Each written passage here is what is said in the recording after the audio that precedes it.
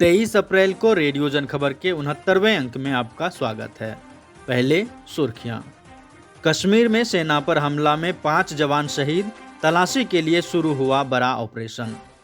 उत्तर प्रदेश के उन्नाव में बलात्कारियों ने पीड़िता का घर जलाया, बच्चे को आग में फेंका। मोदी पर पुलवामा हमले के बाद चुप रहने का आरोप लगाने के बाद सत्यपाल मलिक पर सीबीआई की रेड, केजरीवाल ने कहा देश आपके साथ।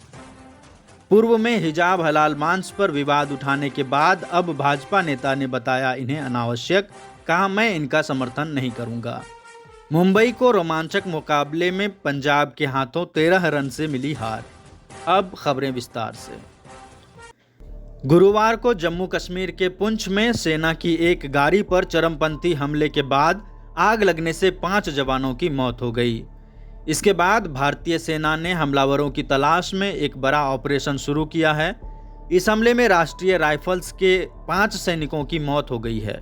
टाइम्स ऑफ इंडिया की खबर के मुताबिक नियंत्रण रेखा से महज 1 किलोमीटर दूर भाटा धुरिया में सेना के ट्रक पर हमलावरों ने चीन में बने ग्रेनेड और असॉल्ट राइफलों का इस्तेमाल किया था। उत्तर प्रदेश के उन्नाव में गैंगरेप पीड़िता के घर में शाम के वक्त भीड़ जमा हो गई और उसके ईंटों से बने फूस के घर में आग लगा दी, जबकि ग्रामीण चुपचाप खड़े होकर देख रहे थे। पीड़िता को 13 साल की उम्र में सामूहिक बलात्कार से लेकर एक बेटे को जन्म देना, अपने बलात्कारियों को जमानत पर आज़ाद घूमते देखना और फिर केस नहीं वापस लेने की वजह से अपने घर में आग लगते हुए देखना पड़ा है। पीड़िता के वकील संजीव त्रिवेदी ने कहा, भीड़ में बलात्कार के 2 आरोपी शामिल थे। वे अनिश्चित थे कि पीड़िता का बेटा कौन है, इसलिए उन्होंने बलात्कार के सबूत मिटाने के लिए दोनों शिशुओं को आग में फेंक दिया। मुख्य चिकित्सा अधीक्षक सुशील श्रीवास्तव ने कहा कि बलात्कार पीड़िता का नवजात बेटा 35% और उसकी बहन 45% जल गई है। सीबीआई द्वारा सत्यपाल मलिक को तलब किए जाने पर दिल्ली के मुख्यमंत्री अरविंद केजरीवाल ने शुक्रवार को कहा कि जम्मू कश्मीर के पूर्व राज्यपाल ने डर के इस समय में बहुत साहस दिखाया है और पूरा देश उनके साथ है। दरअसल सीबीआई ने मलिक को केंद्र शासित प्रदेश में कथित बीमा घोटाले के संबंध में पूछताछ के लिए बुलाया है। सीबीआई का यह कदम मलिक के द वायर को दिए गए एक इंटरव्यू के 1 सप्ताह बाद आया है, जिसमें उन्होंने कहा था कि पुलवामा हमला सरकार की नाकामी के कारण हुआ और इसमें सैनिकों की मौत के बाद मोदी ने उन्हें चुप रहने को कहा था।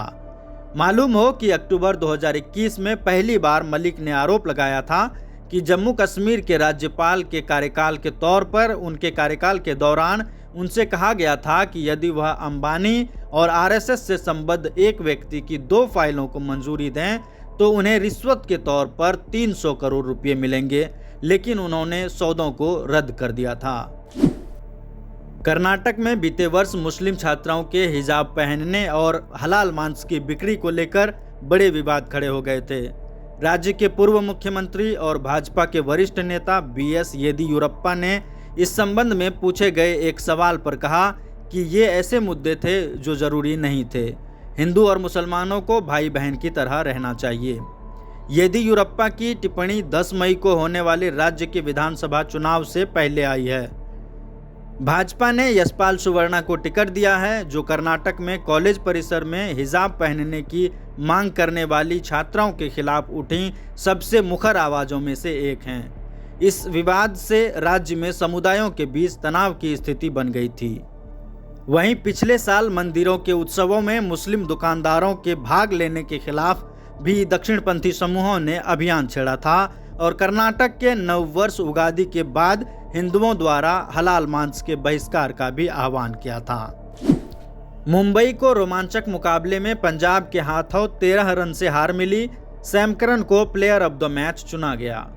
मुंबई की टीम की हार की सबसे बड़ी वजह सूर्यकुमार यादव का आउट होना रहा, क्योंकि इसके बाद के बल्लेबाज दबाव नहीं झेल पाए और बाकी का काम पंजाब के लिए तेज गेंदबाज अर्शदीप सिंह ने कर दिया।